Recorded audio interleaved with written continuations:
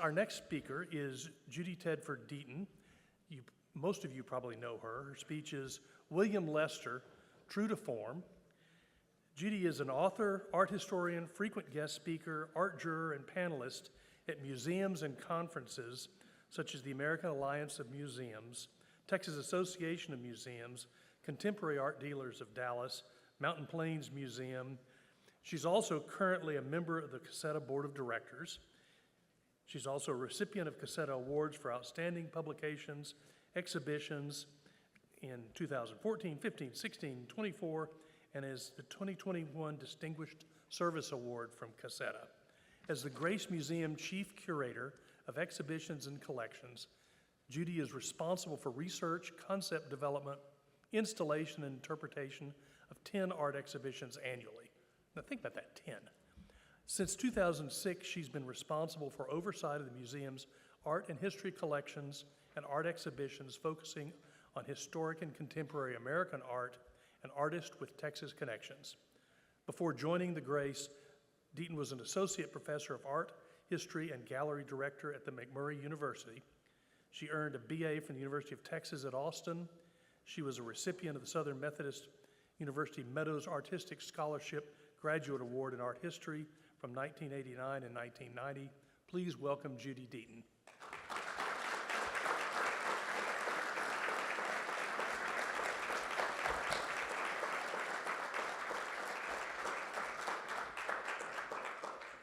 Hello. Welcome. I'm really excited to be here, and I really appreciate the opportunity to talk to you today. I have an easier topic than Katie did because I'm going to talk about one artist, and of course, a lot of different people that he associated with. This is an image of him when he was a professor at UT, and if you read this statement, there's not a lot of statements by him that you can find, but this was at the Alice Street Coffee Shop at a meeting at the Dallas Artists League. He was 26 years old. He said, "Neither the intellect nor the emotion can work to produce great art. Both are needed if an artist is to maintain a balance. The struggle between emotion, intellect, and realism emerges as a move toward forging a personal style of expression." That was his goal, a personal style of expression. William Lester titled that talk that he gave, "The Evolution of an Artist," and that could certainly be our topic today. You could think about that, about his career and his evolution. Researching the career of William Lester through exhibition brochures, special collections at SMU, list of his exhibitions, scholarly articles, and publications on Texas and American art, reveals a detailed list of Lester's prestigious exhibitions and associations, but very little about him as an individual who is pursuing something personal.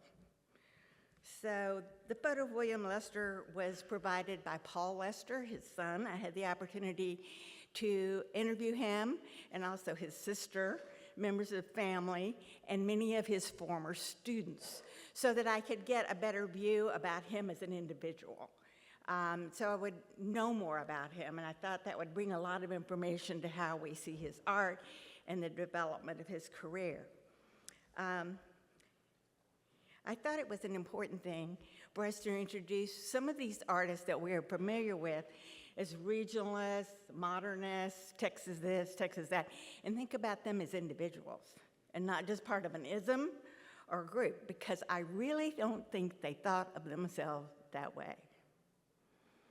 So I hope this will kick off other topics and research into individual artists that we typically group together. I thought it was interesting when I talked to Paul to give us an inside view about who he was as a person. He described his father as very disciplined, not allowing anyone in the family into his neatly organized studio in Austin. No family members. It was his own private space to experiment, to grow as an artist. So, today we do think of artists as being in the studio and magically creating things all on their own. He was trying to do that. That was what he wanted to do. It doesn't mean he wasn't exposed to all the wonderful things Kay just told us about, because he was, and he absorbed all those things. He said his studio is a special place. It had a high ceiling with north-facing windows with only a view of the sky. He painted while standing.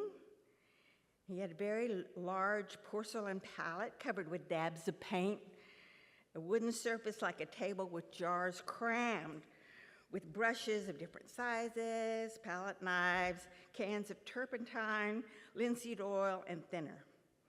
He was a neat man. He painted in street clothes without an apron. And evidently, when he was a professor at UT, most of the professors wore suits and ties in the classroom. Sounds rather archaic to us today. Anyway, his studio was crowded and stacked with canvases and paraphernalia. It was neatly kept and arranged. And to my mind, it reflected, this is Paul speaking, reflected a discipline of mind and a habit that he admired and envied about his father. In his studio, he kept a very large collection of music. He was a big music enthusiast. And he had the classics, but he also had Dixieland jazz, American folk music, things that he had collected over his trips to Mexico and during his lifetime. His routine, like I said before, was work 3 days in the classroom. He did not regret teaching. He thought it was part of his creative adventure. In some ways, I think we're going to find out that he considered himself an untrained artist. He was not academically trained. But he learned by doing and seeing and being inquisitive and never stopped to his venture to inquire skill and information. So he didn't think of him in his studio, and he said, you could knock on the door, but if you heard the music playing, you didn't go in, because that was part of his routine. No one was allowed. The studio was neat, organized, and a private space for him to work. He also gave us some insight into his father as an artist. He said he was not a self-promoter. He wasn't in it for the money. He did not have a gallery representation for most of his life. He did have panacea in New York, and he did have a few Dallas galleries, but many of the early shows that were promoted in Dallas were sales. But the prices were $25, $5. This is not a way to make a living. D Magazine in 1996, somebody named Patsy Swank did an article, and she said Lester was tall, lanky, soft-spoken painter from Graham, Texas, whose imaginative realism is bone-dry paint effect. I don't know if I agree with that. And walls that shimmer like a mirage. This is a New York Times critic once wrote about him that seeing some of his paintings reminded him of the poems of Robert Frost. Think about that. That may be a stretch, but anyway. He was a one-of-a-kind. He was a very interesting, singular person who was very shy and rather private. So, over the next 60 years of his work, he created a very large body of work in various styles, media, and dimensions. Everything from something small to something that would just really overpower you. Lester's individual career is typically grouped with the Dallas Nine, Texas modernism, Texas regionalism, and specifically the work of his colleague Everett Spruce. If you look very closely, you can appreciate Lester's singular talent and dedication to his chosen path. Spruce and Lester were often compared, especially after the exhibit in 1993 by Francine Corot, when she stated they were companions in time, and they were companions, but that does not mean they were the same. They were two individual people. Yes, they had parallel careers and included in the 9 and exhibited in the same exhibitions. But Lester is frequently, I kind of felt like when I was doing this research, he was almost like a footnote. He always was with and, or within, or about. But nobody said anything about him in particular as an individual artist. So that's what I think we're going to investigate today, and maybe we'll all gain a little insight. He was born and bred in the Depression. It's obvious he was a product of that experience. This is Roger Winder speaking about him. Roger Winder was a student at UT. So he was born and bred in the Depression. It's obvious that he is a product of that experience. Lester also was a natural teacher. He said he's the one person you wanted to do your critique at UT because he was positive, he was kind, he cared about what you produced. He looked inward for himself, and he taught his students to do the same thing. Look inward while you're looking outward. He was very approachable. He was reserved. If you were at a party, Lester was probably there in the corner. He didn't approach anybody. But if you did approach him, he was amenable, very talkative, nice guy. Several people are nodding their head because maybe you knew him. When you look at the paintings, now think about the person behind them. It is assumed by many artists that they're grouped by labels that their work's the same. So let's see if we can see what was different about his work and how he pursued this goal for personal promotions.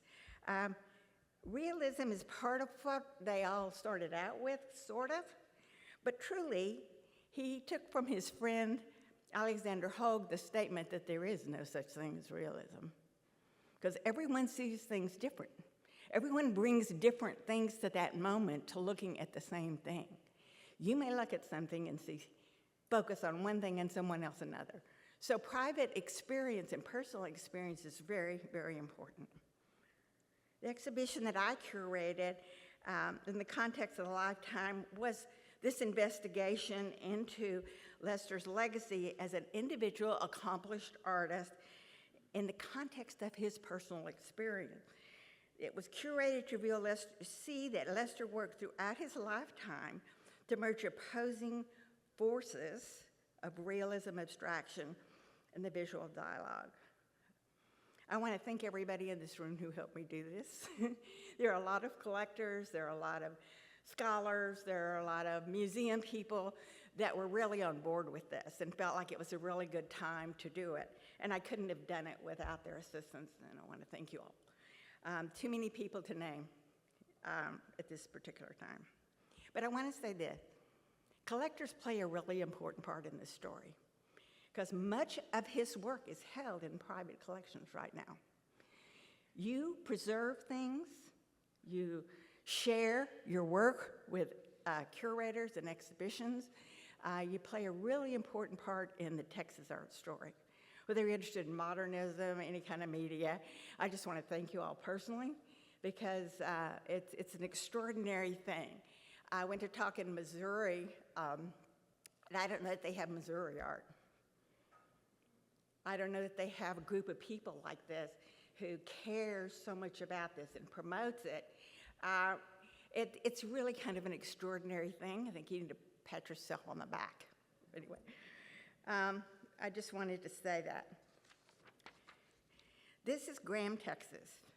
Never far from his childhood experience of struggling to live off the land in rural Texas during the Great Depression, William Lester pursued an art career as a private panacea and public platform for personal expression.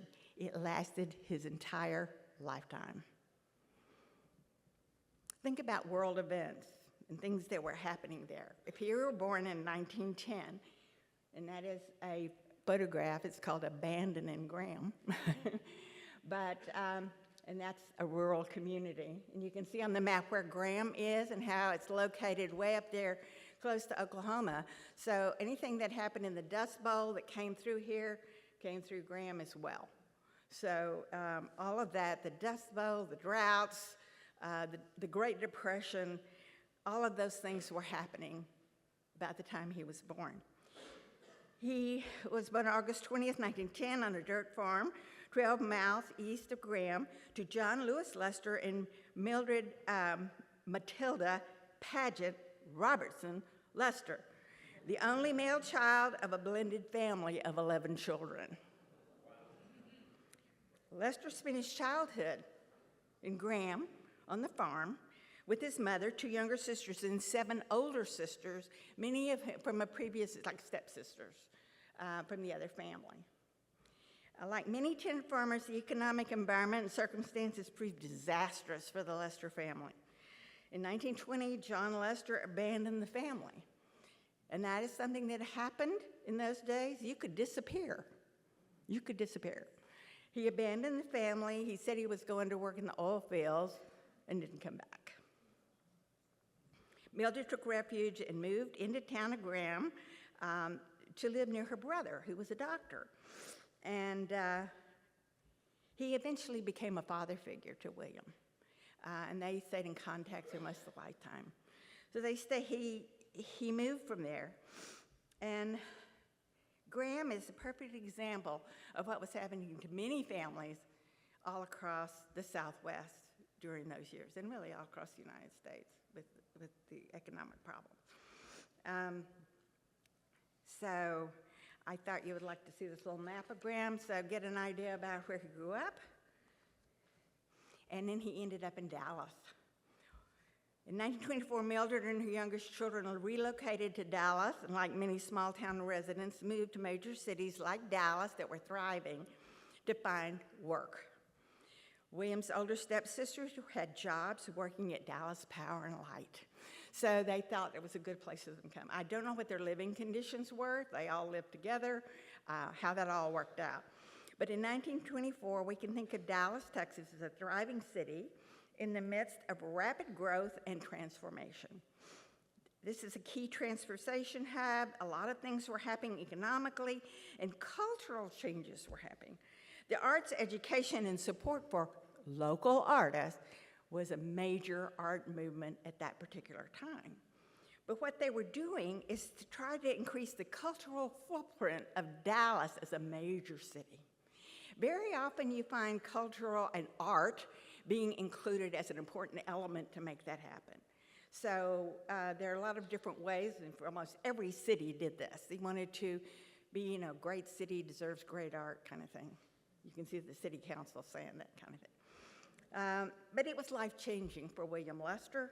He moved to Dallas, and he was an impoverished teenager, found himself in the heart of a thriving art community. He met fellow students, teachers, mentors, and artists that encouraged what I would call and recognized his innate talent. We all know people that are musicians or artists, and they just can, right? And he was that way from a very, very early age. What happened to him before he got to Dallas, and if he even had a pad or pencil, I have no idea. But here he is at Bryan Street School, sometimes high school.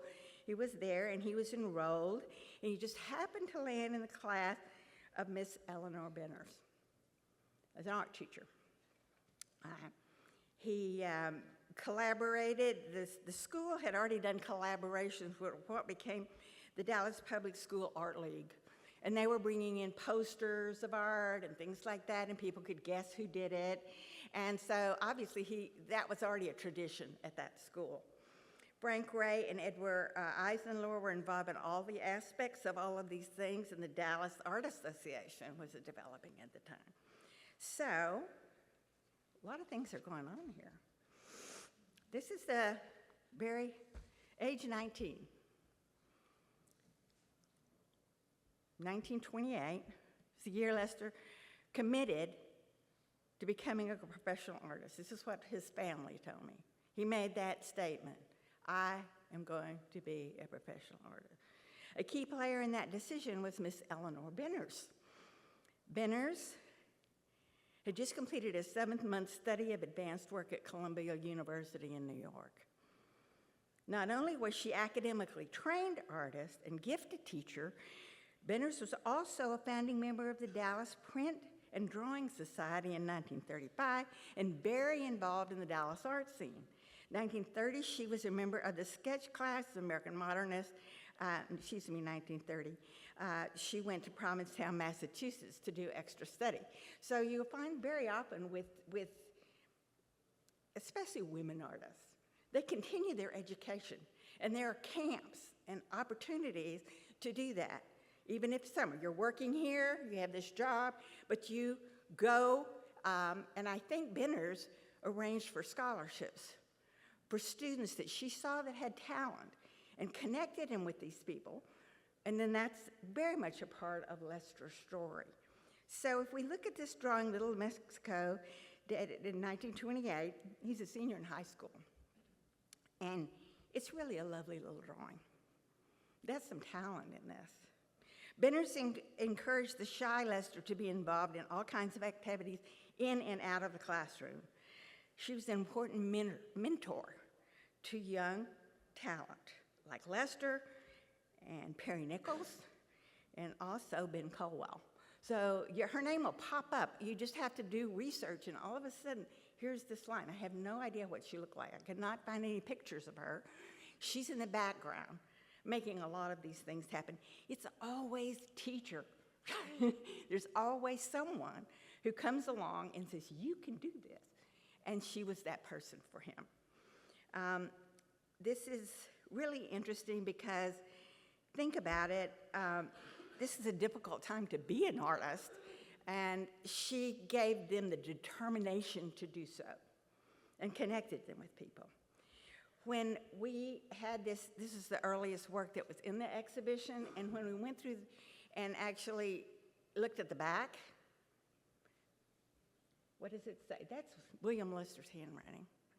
He proudly signed it on the front, and it says, Woodrow Wilson High, Miss Benners, and then it has an address, and Mrs. M.M. Lester is his mother. So she's signing, this is all about he's still living at home with his mom somewhere.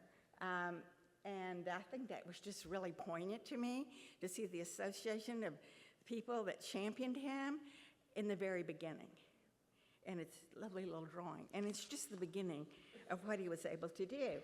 At age 16, he also had the opportunity in Benner's class to meet Perry Nichols. And they went on sketch trips together, independently from class.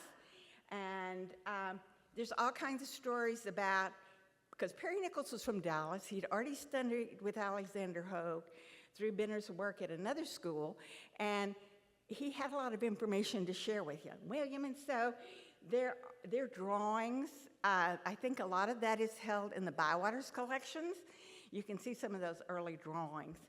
But they talked about color, they talked about light, they talked about changing of seasons, and they would go on these day trips together.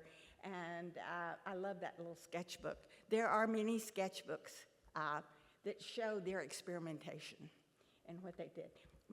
Think about this, they're high school kids. They're really working hard. First-hand experience with dramatic changes of color, light and line. And then when we look at Mowbray's work, I want you to see that as a constant theme. And color and some things are so emphasized. I was really fortunate when we did the exhibition because I got to spend so much time with so many of these works of art and really look at them. And look at the technique, look at the color. It just explodes, first quietly, and then it becomes more and more prominent. So, This is just their friendship evidently was very major, with Nichols a little bit older, a little bit more experienced in Dallas, and probably showed in the ropes about all of that. The Dallas Art Institute was a really important part of his training as well. It was established by Olin and Catherine Travis in 1924, first major art school in the South to offer art instruction in a wide variety of fields. The Dallas Art Institute had courses in landscape, still life, portraiture, live drawing, art history, costume design, illustration, and composition. Some fashion, too, if you're interested in that. So commercial art and all kinds of things here's an opportunity. And they're bringing in teachers to train people and really attracting quite a few students. Through the guidance of Benners, at age 18, I think she probably got them scholarships. I don't have proof of that because I don't imagine he had any personal money to do that, or for materials.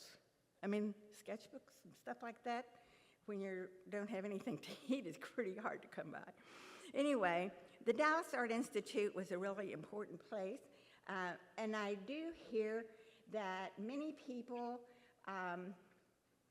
many of the students at the time read Dial, the Dial magazine. Evidently, it had modern art, literature, music, and everything reviewed. It was in black and white, but they would pass it around till it was nearly worn out. So they're looking for what's going on in the rest of the world, not only in their own backyard, but that copy is, that you can find some of those online, is really amazing. One of his teachers at the Dallas Art Institute was Thomas Stell, and we all know a lot about Stell and his technique of teaching and his interest in Quattrocento, Italian surfaces and painting, and he taught that, and I think you're going to see that show up in some of Lester's work. He also went to Alexander Hoag's summer camp. In the bottom right, or your left, you're going to see, you're right, you're going to see a painting that Hoag did of Glen Rose. He had this dream that Glen Rose was going to be another Santa Fe, or Taos school. And you can see where Glen Rose is on the map. He actually, if you're a student of murals, you can see Hoag's murals there. They're all about this is where his oil series is played out. And they did discover oil in the area. Unfortunately, most of the people that lived there did not make any money on. There were always investors and other people on the outside. So they had the moment of glory there. But his interest there is really kind of important.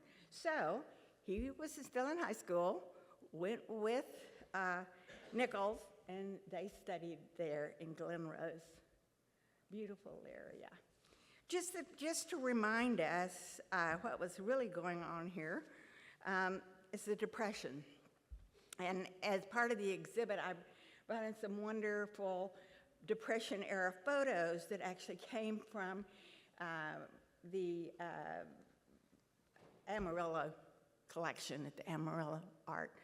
They have an amazing collection. These are originals. They're just amazing. So that just kind of set the tone. When we think of how these regionalists, where they came from, what their lives were like, you could look at those photos and almost imagine the life that they must have lived. The economy, you know, when he started, he graduated from high school in 1929, and it's probably, he had a great experience early, but then this is the worst time in the world as far as economics to graduate from high school. The economy collapses in 1929 with the stock market crash and Black Thursday. 1929 to 39 is the Great Depression and the Dust Bowl in the 1930s, and then there was a second Dust Bowl, and then there was a drought. So as far as where he's going to go from here, and if someone told him he told himself he could be an artist, what is the likelihood of success here, or any kind of financial success? It was more of a passion than anything else. When you think about that, Hoag was from Memphis, Missouri. Spellman was from Forney, Texas. John Douglas was from Bennington, Oklahoma. Everett Spruce was from Holland or Conway, Arkansas. Stell was from Cuero, Texas. Bowling from Quitman, Dotis from a carton farm in Farning, and Jerry Biotis from Paris, Texas. Ended up in Dallas. Interesting about that. Looking for a way to change the world with art. I'm going to go through a series of some of the opportunities that they had to show these exhibitions. There are so many. This is very confusing. I have some lists I'll show you. But when you go through the Allied Arts annual exhibit, how do you like that place to exhibit art? They exhibited wherever they could. Third annual exhibition of Allied Arts of Dallas, 1930. Presented by the Dallas Art Association at age 21. Jurors included artists, educators from Rice University, Sophie Newcomb, and University of Oklahoma, and Tulane University. Purchase price was $250. That's a lot of money at that particular time, but there's only one of those. Some people just got a certificate for showing up, so our $5 or $10 prizes. Lester wins third place honors for something called Color Note, and I don't know where that is. The first award for painting Little Mexico, the painting that you see here. First place graphics award for a lithograph called Little Mexico, and there are about 3 of those. And then he also exhibited something called Landscape, Dramatic Evening, West End, Through the Mills, Through the Trees, and O Mill. This is a lot of work that he has produced, and he puts it out there, puts it in the up, and it's juried in. So that's got to be very encouraging for him.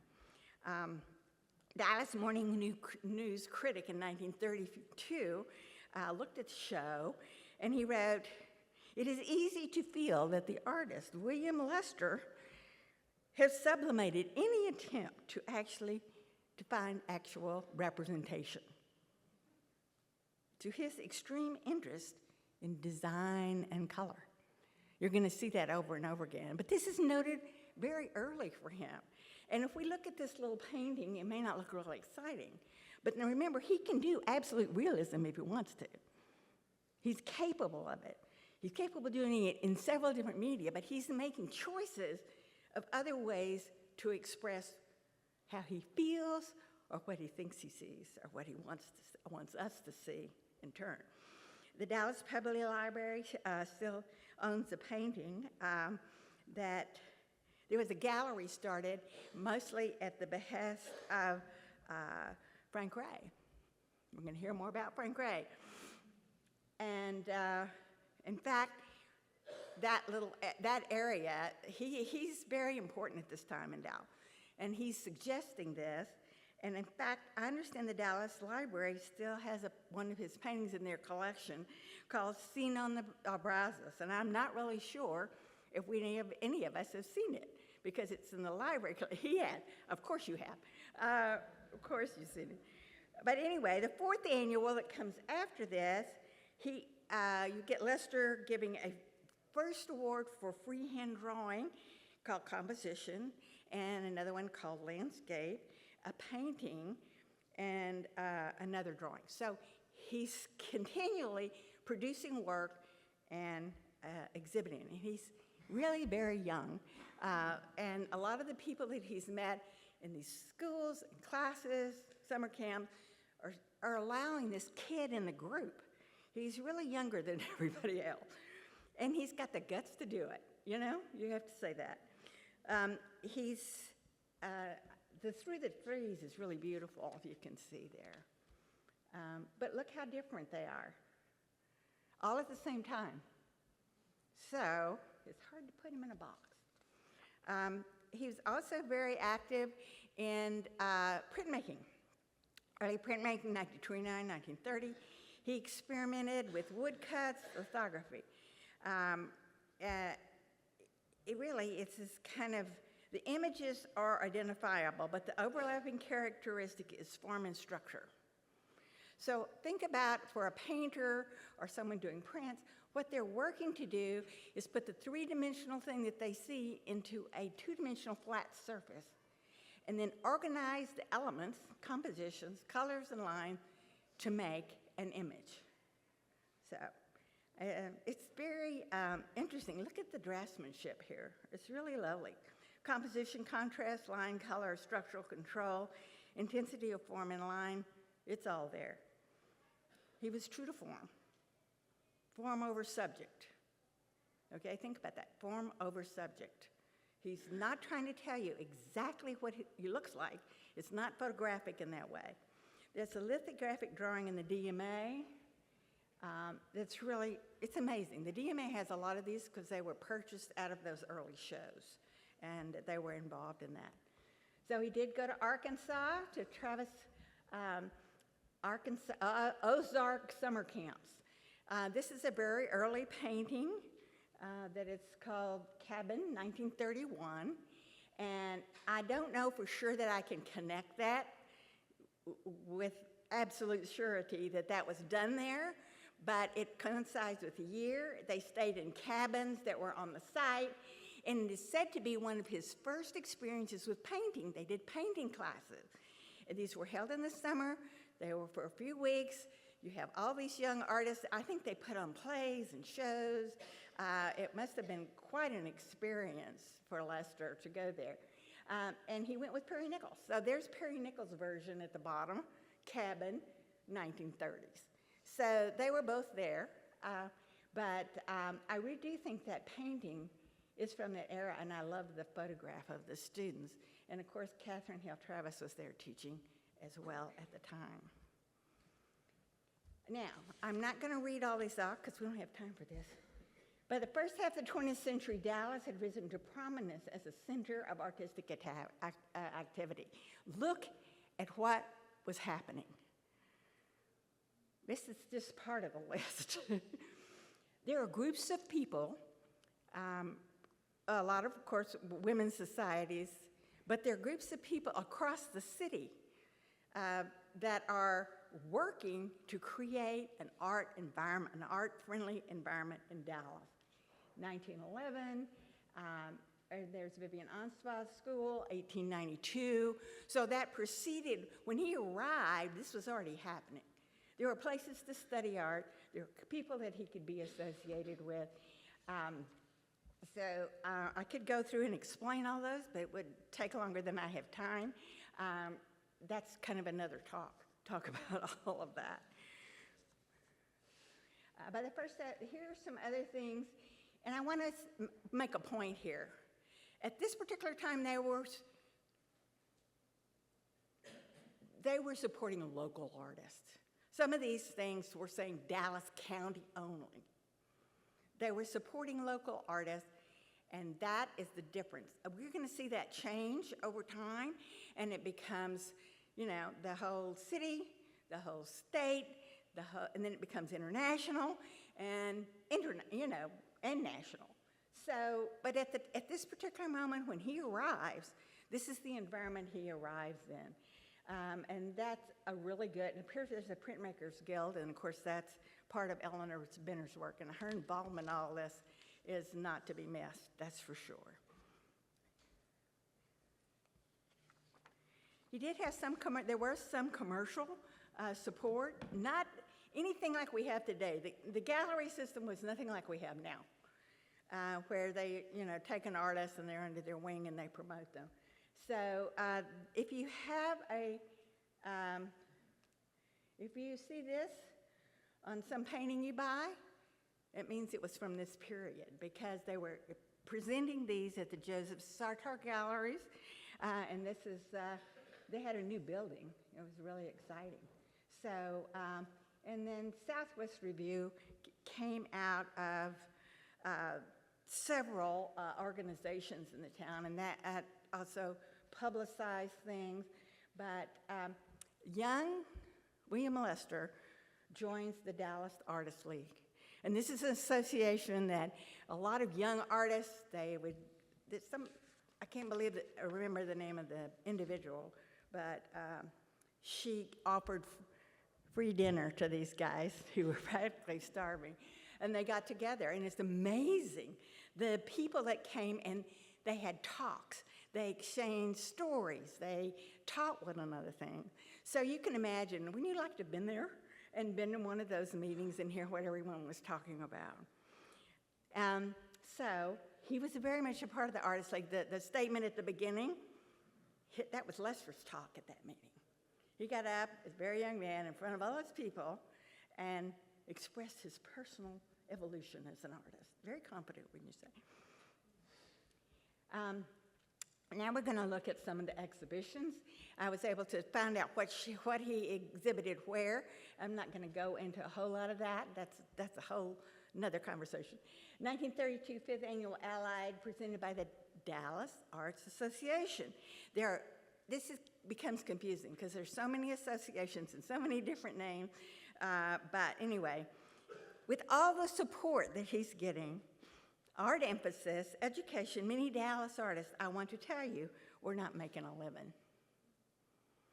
If you read all of this, you're going to think, wow, we're so successful. Look what they did. They were not making enough money to live on. They worked part-time jobs. They worked as illustrators, teachers, technical draftsmen, sign painters. They sold their old work independently for $5. Anything to cover the cost of materials. There were some artist-run circuits that eventually, and some traveling exhibits, but every one of those had art for sale. If you look at the catalogs, it'll tell you the price as well as what was in the show.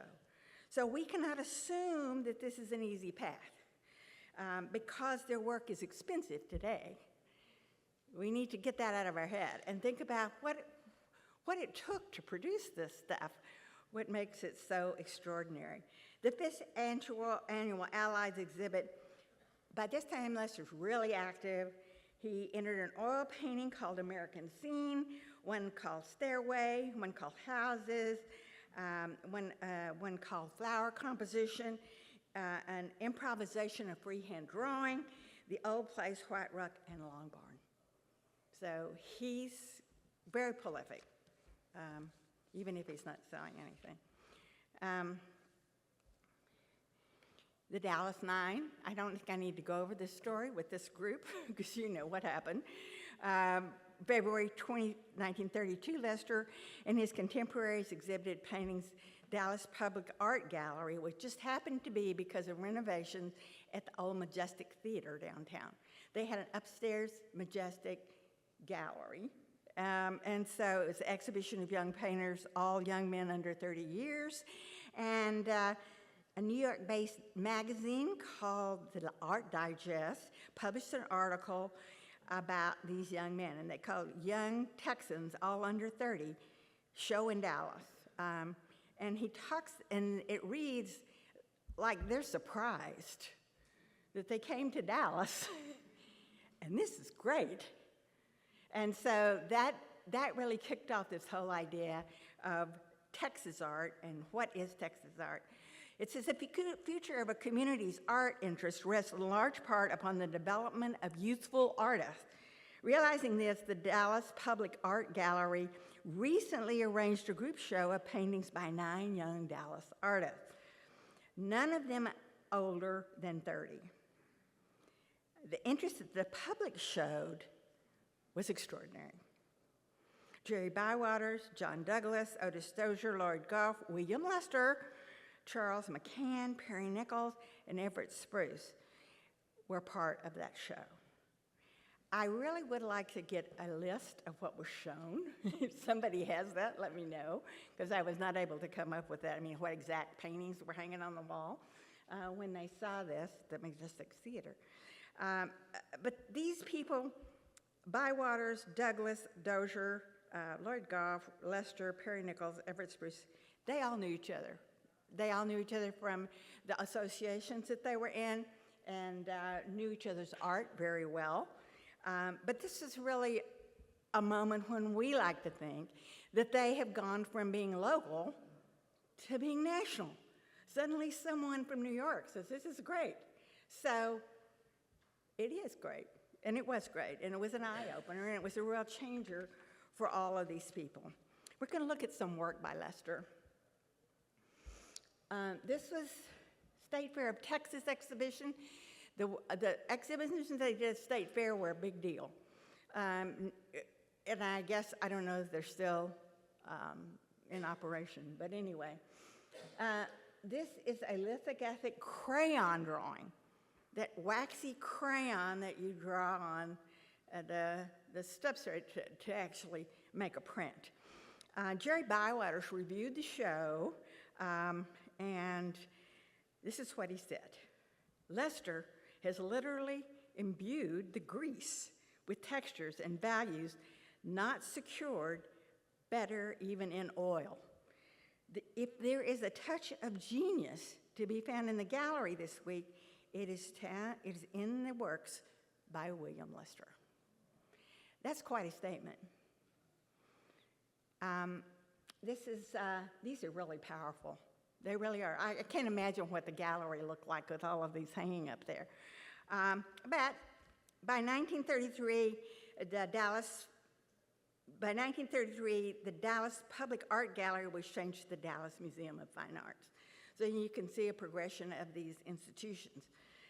When these things were sold, the gallery took no money out of it. It went directly to the artist. So if it's sold for $15, the artist got $15. So that was very helpful. They also went around the community and got businesses to support things. So you will see the Keys Prize, the Sanger Prize. They actually, in Sanger Brothers department store downtown, had a gallery. You could go and buy your sheets and some art, So everyone was in on the game. But it was because people were promoting this and asking them to give money to support the artist. By 1933, at the 1933 Allied Arts Exhibition at the State Fair, there was a comment. The young Dallas artists dominated the exhibition. So they're getting a lot of support. And the Dallas Morning News wrote, "The modern dominates the tradition so strongly that it is startling." The modernism that Katie just told us about. So it's there all the time, even when the subject may look normal to us. He did some murals at Woodrow Wilson High School, and I believe they're still in place. He hated it.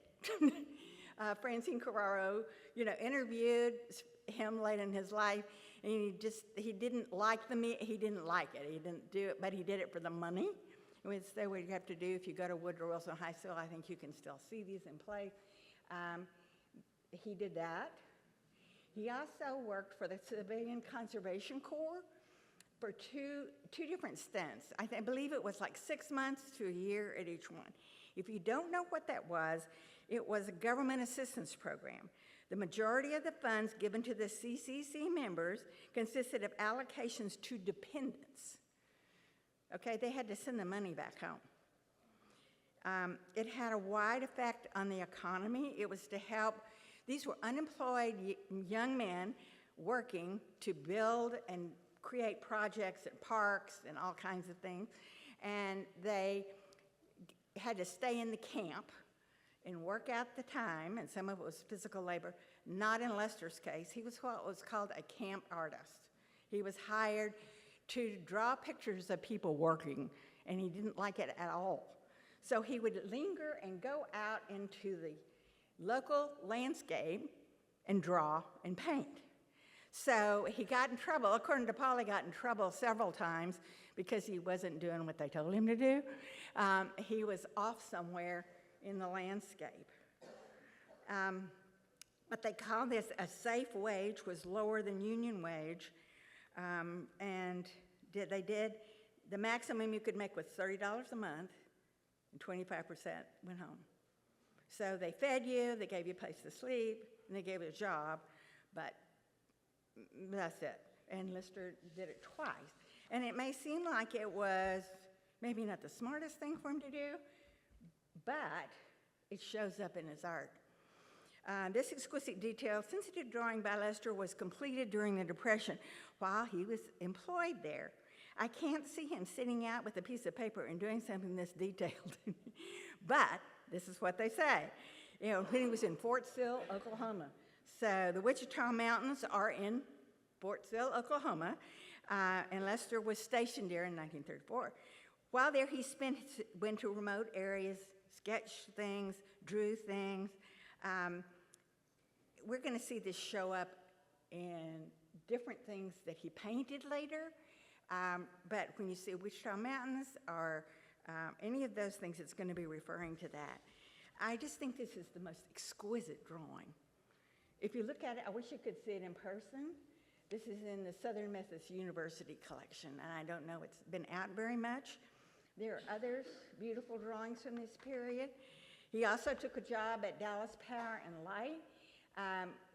These were mostly part-time jobs. This is not steady employment, okay? And it's not highly profitable. But one of the things as a draftsman, I don't know if you've ever been a draftsman or you took mechanical drawing, engineering drawing. I actually did when I was at UD. It's just a whole lot different than drawing what's in front of you, right? It's a different mindset. It's a different way to think. It is very difficult for some people to do. Other artists who also worked as illustrators were Alexander Hogue, Otis Dozier, Jerry Bywaters, Perry Nichols was at North American Aviation during World War II. So, drawing, drafting, sketching, producing an illustration, it required precision and control. I talked to David Everett, and we had this wonderful conversation about draftsmen. Because I think when you read in someone's story that they did this kind of work, you have to consider that it shows up in other things that they did. Because it does take a certain amount of control. If you know anything about it, your lines have to be the same at the beginning and the end. And we're talking with the pencil. There is no error. There's no element of error there. But he said it is so different. Everett said sketching and illustration, very different kind of things. You're not responding to your field of vision. It's a technical skill. You communicate how something functions, how it's constructed, sometimes from just numbers. All right? And then you turn it into something that someone else can read to make something. So think about that. Look at Foothills and think about him working and doing that kind of drawing and this kind of drawing all in the same time period. That was a purchase price for, I think it's in the collection of the Dallas Museum of Art. So, how do we develop all these skills? 1939, Old Main, mine, was given to the DMA by Maggie Jo and Alexander Hogue. They were friends. There's some great letters that they communicated during their lifetime. So this is from their private collection, and they gave it to the DMA. Compare the drawing to the painting. If you could see the painting better, you would see minute details in it. It's hard to see it like this. But all of a sudden, we're going to see motifs that show up throughout his art. The bare tree, the rocks, the horizon line, the way things are composed and put together. Notice that there is kind of a zigzag that takes you into the back of the painting. Notice how he uses line to take you over here to keep you looking, and color and shapes. And then you can go down to that vessel at the bottom. And what's that over here in the corner? And your eye is going to be busy right here, looking at all the components that he's put together. Notice the texture of the plants, the rocks, the trees. There's even a little water reflection going on here. There are circular shapes. This is a balanced composition on a 2D plane. This is what he is best at. His lifetime, there's wonderful letters and correspondences between Hogue and Lester, and how they influenced. Interesting, Graham, they both in Graham. Not that locale makes a difference, but think about that. Form is a visual organization of artwork, how the artist uses line, shape, color, and value to create a whole, to get your attention. The ultimate subject of Lester's artwork, I will say, is himself. Think about it that way. It's the ultimate subject of what he does. It's in his head, it's what he's doing. So he's seeing He masters oil paint with glass-like surfaces. He does texture later. He goes to abstraction. He's very experimental. Expressive elements, line color, they all coexist. And sometimes there's recognizable parts from the world, but it's his world. It's what he's seeing and what he's putting down. He mastered so many things, so many different media, and I will show you some from. This is from that 13 Dallas artist at the Lawrence Gallery in Dallas. This is Oklahoma Rocks. He was in Oklahoma with the Conservation Corps. And it is the catalog forward, the 11 painters and 2 sculptors in this group from Texas, represents one of the most significant yet natural regional developments in contemporary art. This is a quote by Richard Howard in the catalog forward to the show. And look at his colleagues over here who he's exhibiting with. Oklahoma Rocks was exhibited in this show with all these other outstanding artists, and it's a really amazing painting. It's small, but it's really beautiful. Here it is in a larger format. It was shown in 1936 at the Texas Centennial. So this was his contribution to that amazing show and opening at Fair Park. And the exhibition created national attention and early recognition for the wealth of artistic talent in the state of Texas. The inspiration of his painting comes from his time working at the Civilian Corps in Fort Sill, Oklahoma in 1934 and 1935. Apart from official duties, Lester sketched the Wichita Mountains, and we talked about that. But is this exactly what he saw? I don't think so. I think he's borrowing a lot of different details and putting this together in a way. Look at the undulating forms, the sharp forms. Look at the sky. The sky is all really important in his early work. Sometimes he has these linear clouds that kind of, and the horizon line undulates. Very, very interesting. Notice the detail and the rich color. If you could see it better, the kind of golden arrows are full of little tiny details that he's added to it. I threw this in here just for the fun of it. At 1937, while 36 is happening in Dallas in the Centennial exhibit, Fort Worth can't be outdone. So they come up with the Fort Worth Centennial Exhibition 1937, and it might help us understand the difference for how we think about Western art versus Texas art, because they played the card that Fort Worth was where the West began. And so the people that they included this did not include the Dallas Nine, okay? They had Eisenhower, they had, other Dallas artists, but they also had mostly people. Frank Ray was in it, Bugbee was in it, Eisenhower was in it, but they were considered the older artists, and they were more, in their terms, more Western in subject, but no Dallas Nine in that group.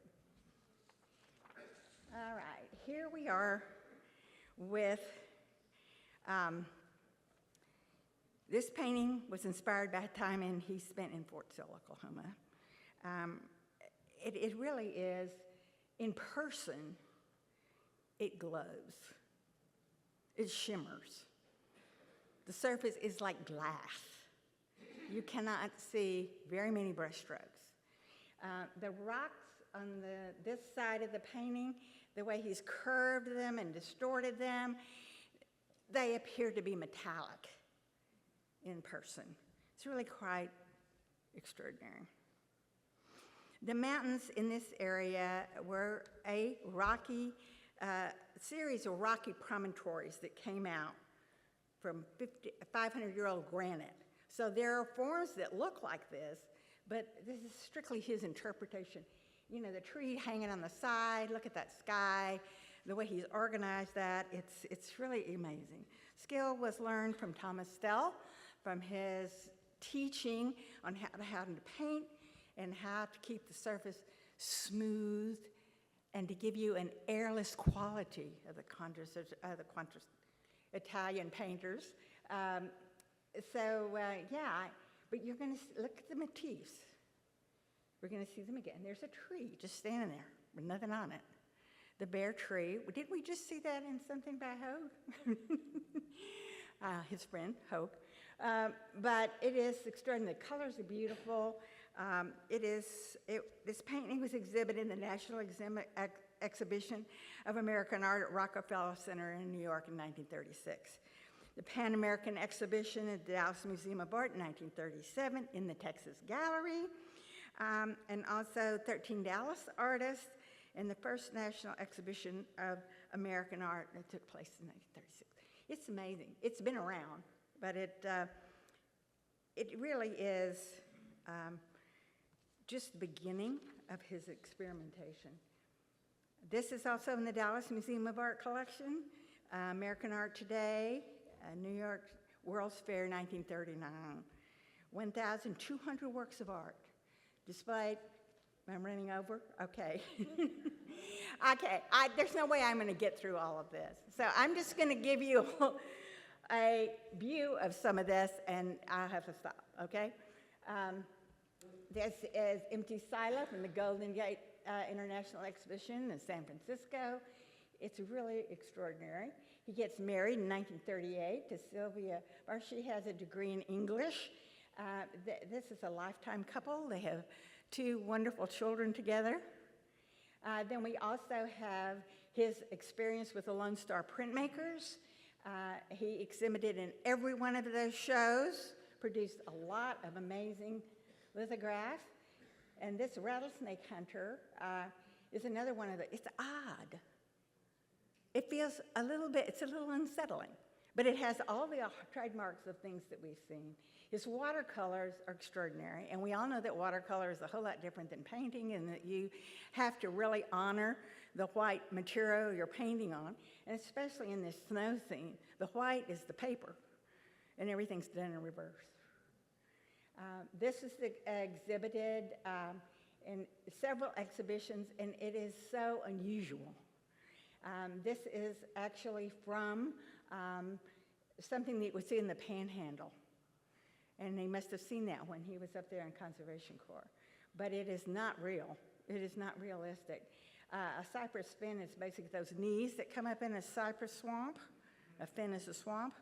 So, but it was highly praised. Look at these 2 in the same year. And this, of course, rock and cedar. Look how prominent the rocks are, the sky, the abstracted tree. And then in the exhibition, we used a lot of the lithographs that were about that, and we saw them together, and I thought that was really telling. And look at the date. The lithographs later, in others, it's in front. This is a wonderful letter that is written by Bywaters to Mosley, suggesting that William Lester get a job. He got a. So this is his first paying job, 1942.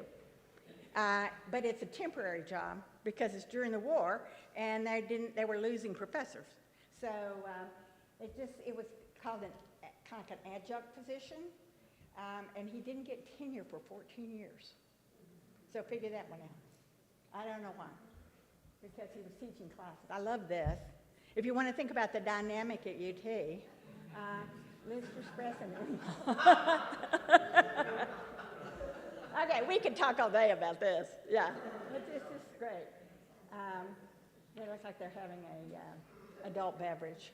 But anyway, I would like to say, when I look at these pieces, I think it's Lester's longing for home, a home he never had. When he came to Austin, he did have the beginnings of a family and a home, a permanent place, a place that he could work. So these neat homes, there's something very warm and open about them. And that's my take on it, so you can think about that. But these are the years after he came to Austin. He's still exhibiting. That's the black and white of what was in the Panorama show. These are the same year. What's going on here? It's hard to classify this guy. Post-war shift is a lot of what Katie just told us about, how now new and younger painters and artists are being added. Different people, the whole Texas art scene is really shifting up with the younger people. So you can see the list of who's in the shows, but this happens in the 40s, post-war. Things change a lot. This is the solo exhibit for 1946. His work looks really different here. All of a sudden there are people and animals and critters and flowers and things like that. And look, there's no depth of field. Everything's getting pushed towards the surface. It's a painterly surface. So this is modernism playing out. These are also in the show. Really interesting, right? All right. This is in the McNay. A lot of architectural forms. This is absolutely beautiful. Look at the color. What's happened to the sky? Now that building is in the front. It's right up in your face. So this is modernism, right? And of course, his time in Fort Davis, 2 summers that he taught down there with his students. I just thought this is interesting. This is what they really look like, and that's what he painted. So he's very expressionistic, using palette knife. These are both from the same time period. This one is shown in New York, I don't know, all over the place. Pasadena, Whitney. This is who he was exhibiting with. So if you're going to think he wasn't aware of what was going on in the rest of the world, Rothko, Tamayo, and William Lester. Really interesting. Those are just a few of the artists. Hans Hoffman. Beautiful. Look how the perspective's all goofy. It's this way and that way. Beautiful textures, color, unbelievable number of colors in that painting. And this one, we got an orange sky. Palette knife work. Oil masonry. This American legend won a bunch of awards, traveled everywhere. But he's playing with those architectural forms because he gets sharp line of the eaves and the porches and colors, but what's happening in the ground there? It's hard to tell. What's happened to our landscape now? Everything's pushed up to the surface. This is available if you have this. Does anybody in here own this? Okay, I'd like to talk to you. This is his part of that. And then here's more shows that he was in. It just goes on and on and on. Goes to New York, travels to Mexico, makes many trips, takes students many times. So what does he do? He paints what he sees. He paints what he witnesses.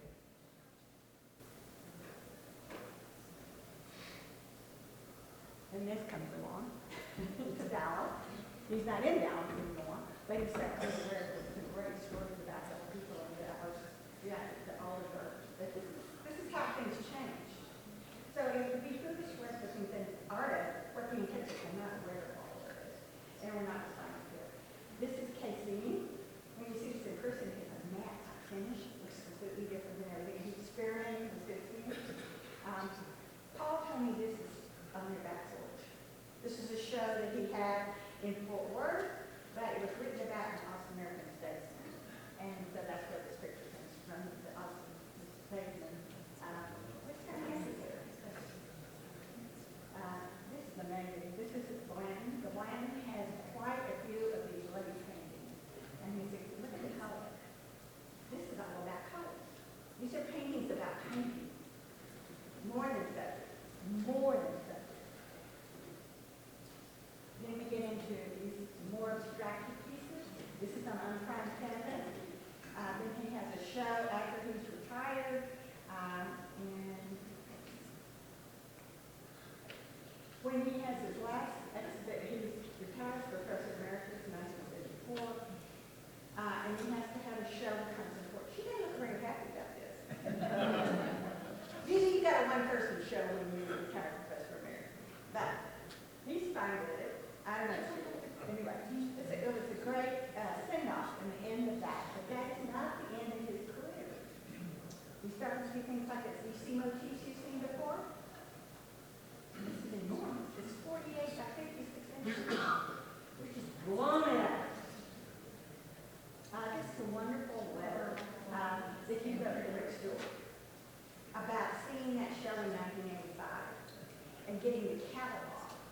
this is his letter.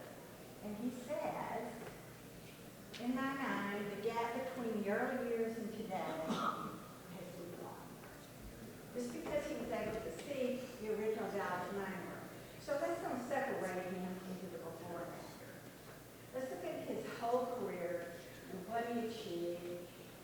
And he said he was really grateful for that documentation of their early work and his early experiences. And it's really lovely. And you can identify this print on everything. He doesn't write the print. If you've got a painting with a sign back on the back,